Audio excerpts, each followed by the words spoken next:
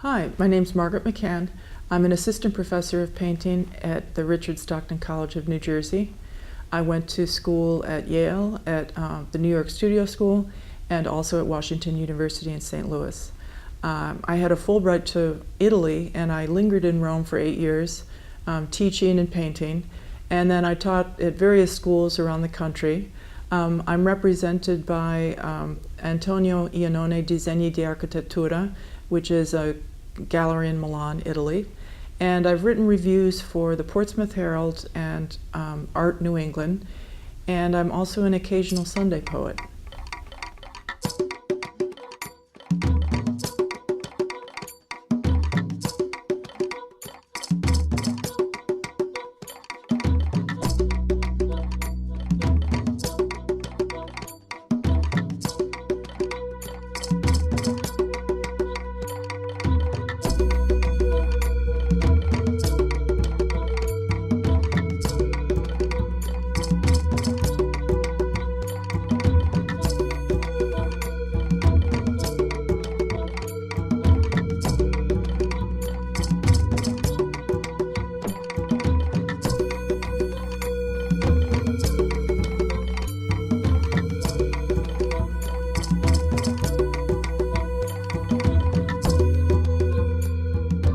Intimate Frontiers showcases a range from figuration to abstraction in contemporary painting in the work of Christopher Bagg, Brett Baker, Brian Hsu, Sarah Dueth, John Jacobsmeyer, Trent Miller, and Shiao-Ping Wang. However divergent, each of these painters ventures poetically within the oxymoronic space of painting, as the title of this exhibition suggests, to boldly go where no one else has gone, from the private comfort of one's studio or surroundings. Painting takes time, and the process of composition, like the viewer's comprehension, proceeds elliptically. Imagery represents the interface of one's artistic horizon and the personal journey toward it. This essay explores how different styles of painting approach the problems of composing 3 dimensions into, through 4, and looks into the power of painting's methodical observance. The painting frontier is activated by a mark, like the first word on a page or a pebble dropped in a pool. The mark transforms the blank slate of the canvas into a radiating spatial realm, bounded by geometry in 2 dimensions but limitless in 3. Figurative or representational painting turns this into a vista looking outward. For non-figurative or abstract painting, the canvas mirrors the imagination, mapping the interior horizon of the mind's eye. These approaches bookend a continuum. Deferential to appearances, representational painting depends on drawing conventions, that is, placement, diagonals, overlapping, diminishing size, and atmospheric perspective, to describe space. The one-point perspective in Brian Hsu's 2 Bridges sweeps the eye to the vanishing point, where thick, opaque paint reinforces surface and contradicts depth. This dialectic between space and flatness is at the heart of painting. John White's book, The Birth and Rebirth of Pictorial Space, analyzing perspective's threat to the integrity of the picture plane, applauds the balancing act a cleverly placed foreground object performs in a Renaissance painting. He writes, "The eye is called back to the surface at the very point of greatest penetration." Space in abstract painting assembles instead as imagery is generated. In Shiao-Ping Wang's Journey, dots and circles commingle in an arabesque. Positive and negative shapes meander within a wavy grid. Viewer orientation shifts between elevation and plan as atmospheric textures recede and bright, opaque colors pop, the way goldfish intermittently appear in a pond. Imagery rising to the surface eludes definition.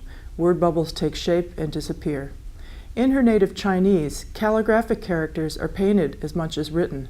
When Wang decided, as she says, like Cezanne, I wanted more permanence on my paintings, she turned away from representation, searching for forms that resonate with the way a Chinese character is word, code, symbol, icon, and drawing or picture. She sees her paintings embodying landscape space, noting, the pictographs and ideographs underlie the development of Chinese landscape painting. The punctuation symbol she often paints, as in hyperbole, wax nostalgically and ineffably.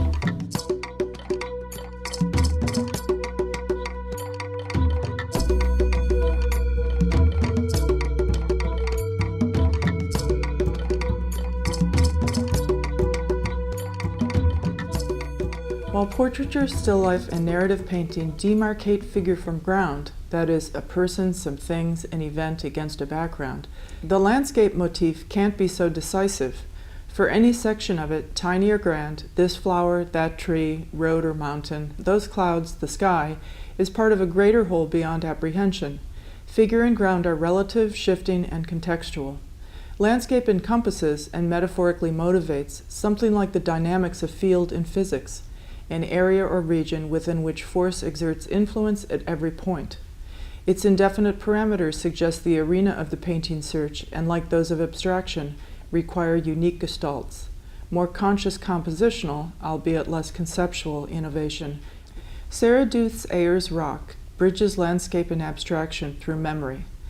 The exotic mountain manifests as contrasting textures cast its vague shape as both volume and void. The painterly urge of a dark line issuing from it emotes, as the generic colors of sand and sky describe vastness. Quick shifts from a foreground rock to the distant mountain, from near to far away, omit details of travel, as though space and time were absorbed by dense paint. Evoking Louise Bourgeois' biomorphic forms, Dueth's minimalistic rain and lava further contract the middle ground. Often provoked through observation, exciting spatial tensions occur as natural phenomena are captured in paint. Brett Baker's introverted abstractions commit to surface where color space is manipulated, moving toward a conceptual frontier that master mark makers like Philip Guston, who explored the metaphysical places between presence and absence, as he said, reveled in. The language of painting explores itself. Thick stripes assiduously accrue as though marking time without expectation. In Axel's Forest, named after an Auguste Villiers play in which the hero chooses the purity of ideas in death over reality and treasure, close tones of complementary color and varied temperatures and saturations fluctuate mesmerizingly, opposing the order in which they fell in line. The image is tactile evidence, the final layer of a search shielding its motive. As Baker says, I often feel like I am painting the studio, walling up the space around me. In the smaller pictures, I try to plug all the deep space, the holes, and get rid of any windows. I'm always trying to bring the painting closer. Brett's hand venerates touch. The elemental image is confronted the way a cave painter might have marveled at a handprint. Painter's Table pays homage to a familiar irony. Discarded paint is merely homeless, never dirt, in the accidental beauty found when studio fixtures accumulate stray color. A lone lavender offsetting a collection of ochres in carefully stacked rows intimates another kind of table, a list of data. The image is an account of authenticity sought. Wang uses the rational grid with more levity, like Paul Klee's playful inquiries. In calibrated array and proportion, color harmony predominates in windows. Warm, saturated hues advance, and subtle, cool ones recede, while flat textures pose impasse and atmospheric ones open up, the way windows mask their contents when reflecting, then unexpectedly reveal them. Viewing velocity varies, syncopated in a game of eye pinball. John Jacobsmeyer uses traditional techniques in his existential and surreal postmodern narratives. Illusionism trumps the expressive marks that make it. In the self-portrait injection, the artist attempts the magical, impossible repair of a chopped-up tree. Human mastery over or exploitation of nature contrasts with inept yet heuristic action, echoed in cool glazes over warm undertones. In Clubhouse, a tiny shack nestles in opulent greenery. Started on site, Jacobsmeyer was inspired by the forest swallowing up of the narrative in Aldorfer's St. George and the Dragon. Color was later exaggerated in the studio in droll reference to Thomas Kincaid's kitschy, mass-produced, cozy cottages and comfy settings. But Jacobsmeyer delivers a better beauty, hand-honed and metaphorically fertile. However uncamouflaged, his hideaway insinuates habitat theory. That is, evolutionary survival prefers landscapes offering both prospect and refuge, vision and protection.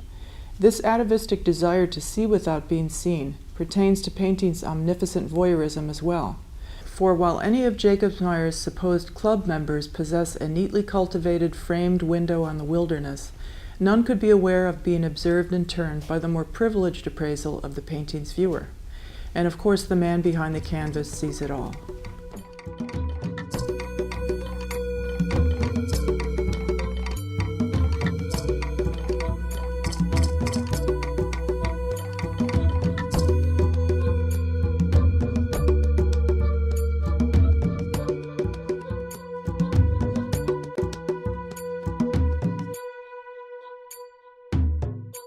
Since its mimetic function was diminished by photography in the 19th century, history painting and portraiture in particular, painting has reinvented itself, wave after new wave. The relentless polemics of 20th century art forced painters to justify choices ideologically. Abstraction and figuration were polarized, painting often declared dead. But this last fin de siècle seems to have marked a postmodern glasnost in art. Now painters, like poets, are free to choose among depoliticized, sundry, and equally valid methodologies. Monet's Impressionist series of water lilies foretold painting's multifarious spectrum of spatial and metaphorical readings. Illusionism leads, but the depiction of several layers, flowers on the water's surface, transparent depths below, reflections of the sky above or outside the view, the dazzling abstract pattern of colored marks across the surface, invites multiple viewpoints.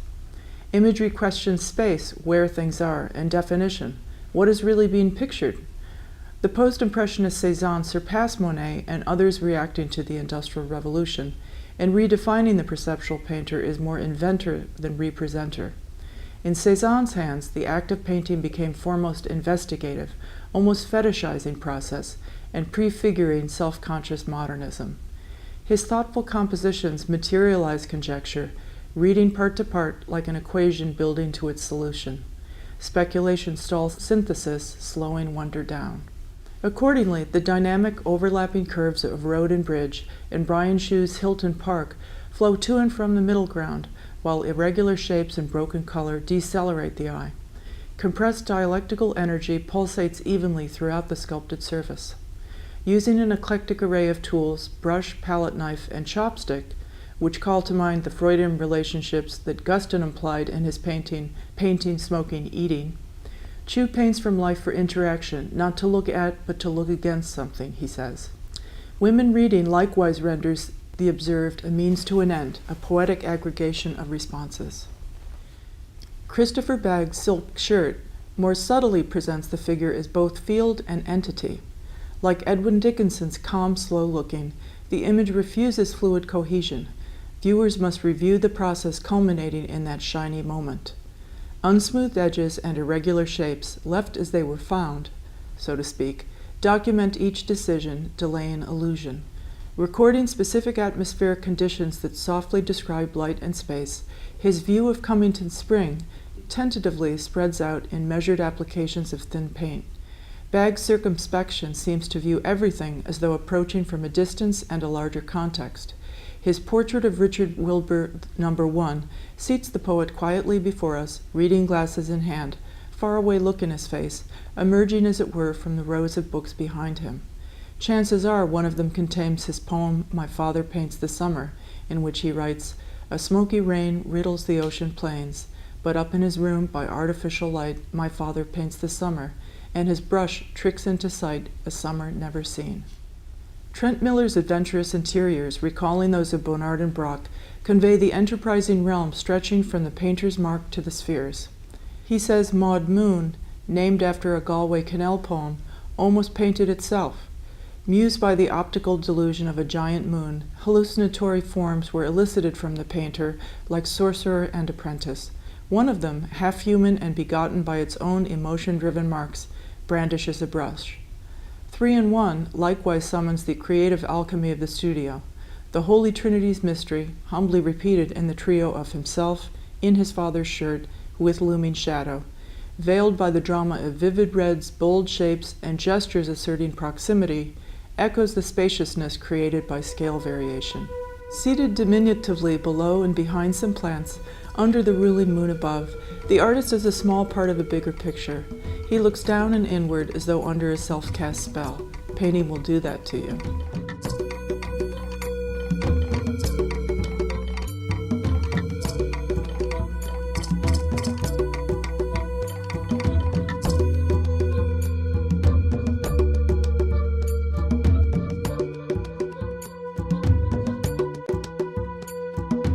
Like poetry, painting exercises our slack senses, reinvigorating the range from perception to imagination so diminished by the mass reproduction of photographic close-ups. What was once a remote mental image, the precious glimpse or searching stare, is now the foreground territory of the passive armchair observer, with remote. The experience of panorama, claimed by film and television, means hiking, high-rise views, or certain sports or spectator activity only occasionally navigate deep space. The technological infrastructure of postmodern daily life, highways, directions, electric lighting, the internet, and so on, demystifies and dislocates the open frontier. Like a zany futurist fantasy, the speedy conceptual space of web surfing knows no bounds. Everything is everywhere. Conversely, in Michael Baxendall's book, Painting and Experience in 15th Century Italy, he describes how keenly people once used vision to articulate their world. When cities had individual systems of weights and measures, for example, math had practical, everyday applications. He explains, the skills that any painter used to analyze forms were the same ones any commercial person used for surveying quantities. The literate public had these same geometrical skills to look at pictures with and to make discriminations, and the painter knew this. Painting's analytical, meditative play can still empower sight and mind and ease disorientation. Exploring the way to a painting's end, rather than zooming to image or idea, is a quasi-cartographical, empirical process. The surveying eye, searching hand, and responsive impetus urge assorted compulsions, from Wang's perambulating pursuit of something like the divining function of a geomantic chart, to Baker's or Bagg's contrasting approaches to truth, to Jacobsmeyer's visionary conceits, that oblige the viewer's sensory and imaginative complicity. In Jacobsmeyer's painting Inside, the eye moves over a cow lying in the foreground, across a desert to the tonal contrast of a swelling sunset. Closer inspection, however, reveals a boy curled inside what is now seen as a carcass for warmth, and the air is suddenly cold. The eye looks out, then back, then in, from pleasure to surprise to a nice mix of horror and charm. In Arrival, an explorer's arm and shadow enter the picture and the Martian landscape before he himself does, as the viewer enters and yet cannot enter the space. All are greeted at the vista's end by a mirage of either Lewis or Clark. Like the painting Odyssey's prospect of finish, may the road rise to meet us on Mars too. For finish, the final frontier, is an uncertain thing. The complex, sublimating route there, admonished in Balzac's The Unknown Masterpiece, makes arrival difficult to ascertain. As John Berger describes it, in The Sense of Sight, when is a painting finished? Not when it finally corresponds to something already existing, but when the foreseen ideal moment of it being looked at is filled as the painter feels or calculates it. Photographs are records of the past. Paintings are prophecies received from the past, prophecies about what the spectator is seeing in front of the painting at that moment. Upheld by tradition and compelled by the present, painting moves toward an appreciative future for completion. Regardless of cost or time consumed, its puzzling way is rich.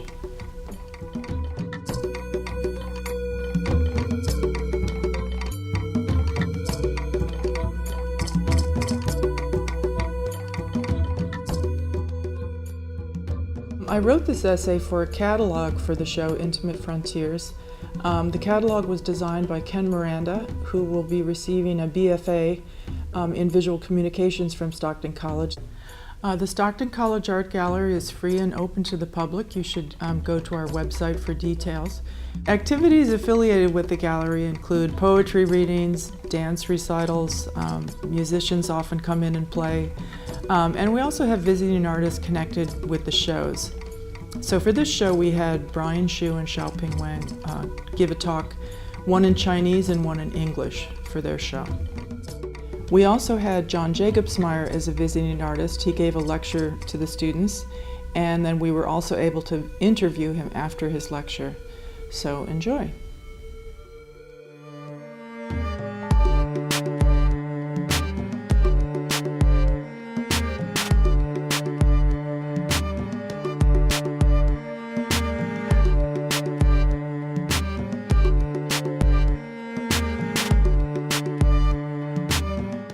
John Jacobsmeyer. I'm a painter living in Brooklyn, and I teach in New York at the New York Academy of Art. Yeah, I really like the title Intimate Frontiers because I have done a number of paintings placing myself and other figures at the edge of precipices out in a kind of wildness in nature, and I think it's a metaphor for the not just for nature as a symbol, but it also plays a role as an internal psychological space. And when I look around at the show and see the other painters and how they work, I found it kind of interesting today going through the show and seeing that each person deals with this with it differently. And in my case, I appear to be very interested.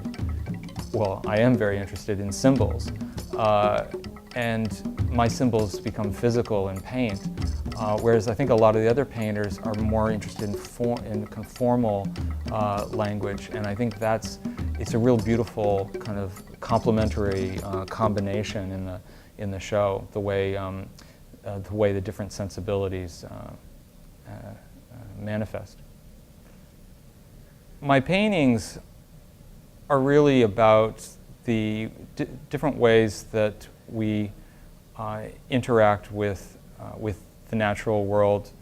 And early on, the work was, there were more allegorical narratives. One of them, I have a self-portrait where I'm injecting medicinal fluid into a tree that has already been cut up, that's destroyed.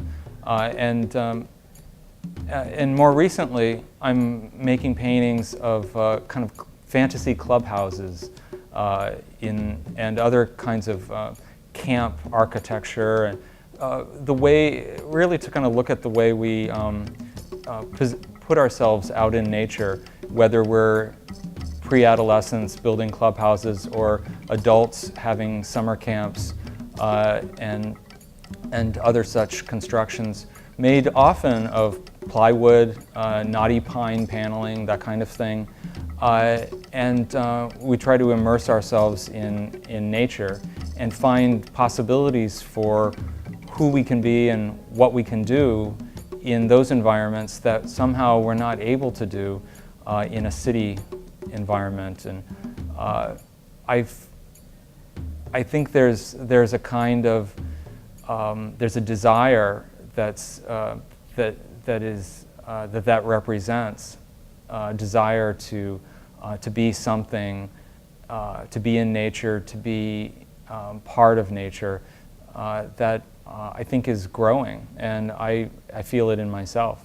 One of the enjoyments of coming down here to see the show and to speak is the drive through the woods, through the pine barrens, and I look out into the woods on the Garden State Parkway down here, and I'm reminded that, yeah, there is a reason why it's called the Garden State, because we don't get much of that up when we're looking at Newark and Jersey City across the Hudson, and it's reminiscent of some of that aloneness and some of that sublime landscape that I remember from New Hampshire. Although New Hampshire is very kind of hilly, this has a very different kind of feel. It's spread out. It seems kind of infinite how many trees there are, and part of me thinks, wow, I could build a lot of clubhouses in these woods.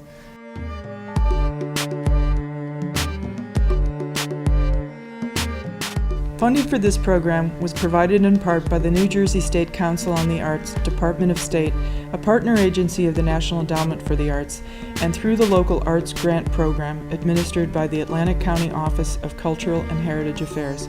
Stockton College Art Gallery is a member of the South Jersey Council on the Arts.